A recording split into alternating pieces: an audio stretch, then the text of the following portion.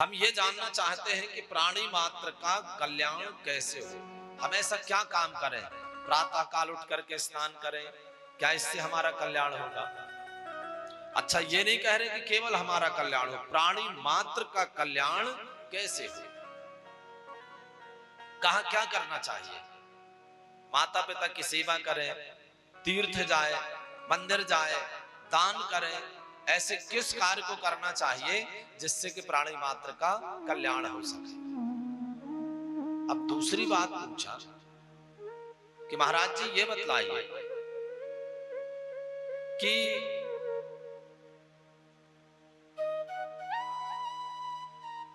निवेदन किया कि पहली बात तो आपसे निवेदन है कि कथा हमें ऐसे श्रवण कराइएगा कि कथा सारम, क्योंकि आयु कम है और अगर आपने विस्तार से कहना प्रारंभ कर दिया तो हो सकता है हमारी आयु पूर्ण हो जाए, शास्त्र पूरे नहीं हो में, इसलिए कहा कथा सारम। और निवेदन किया सोनक जी ने कि हम जानना चाहते हैं कि जब वो सर्व समर्थ है, परमात्मा सामर्थ्यवान है, तो फिर उनका जन्म क्यों होता है।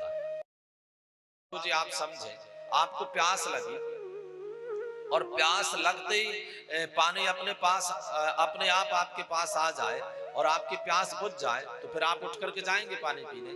नहीं जाएंगे। भाई जब अपने से प्यास बुझ रही है तो क्यों जाएंगे।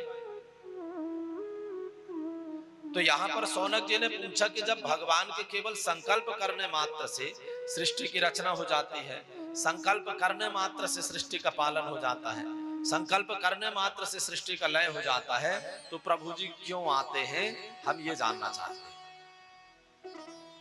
और चौथा प्रश्न किया कि चलिए हमने मान लिया कि भगवान आते हैं, तो फिर भगवान, क्योंकि उसमें भी बड़ा संशय है, कोई कहते हैं कि भगवान के 10 अवतार हैं, कोई कहते हैं भगवान के 2 अवतार हैं, कोई कहते हैं भगवान के 24 अवतार हैं। तो हम जानना चाहते हैं कि भगवान के कितने अवतार हैं और फिर कहां कहां भगवान प्रकट होते हैं, हम ये जानना चाहते हैं।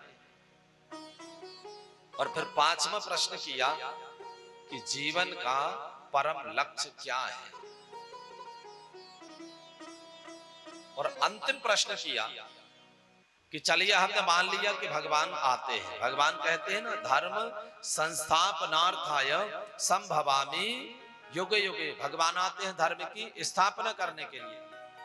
तो भगवान आए, भगवान ने धर्म की स्थापना कर दिया और स्थापना करने के बाद जब प्रभु जी चले जाते हैं तब धर्म किसकी शरण में रहता है, हम जानना चाहते हैं। किम श्रेय शास्त्र सारः का स्वावतार प्रयोजनम किम कर्म के अवतारश्च धर्मः कम शरणम गता, फिर धर्म किसकी शरण में जाता है, हम ये जानना चाहते हैं। तो जैसे सौनक जी ने प्रश्न किया तो सूत जी ने आंख बंद किया और उनको गुरुदेव भगवान का स्मरण हुआ। और सुखदेव स्वामी का ध्यान करते करते विचार करने लगे कि कितना अद्भुत जीवन था सुखदेव स्वामी का।